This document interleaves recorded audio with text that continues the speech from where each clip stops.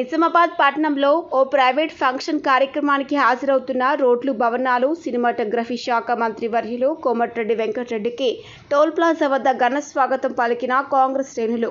నిజామాబాద్ జిల్లా ఇందల్వాయి మండల కేంద్రంలోని టోల్ ప్లాజా వద్ద సినిమాటోగ్రఫీ, రోడ్డు భవనాల శాఖ మంత్రి వర్యులు కోమటిరెడ్డి వెంకటరెడ్డి మరియు రూరల్ ఎమ్మెల్యే భూపత్ రెడ్డికి కాంగ్రెస్ పార్టీ మండల అధ్యక్షులు నవీన్ గౌడ్ ఆధ్వర్యంలో సహచర నాయకులతో కలిసి ఘన స్వాగతం పలికారు.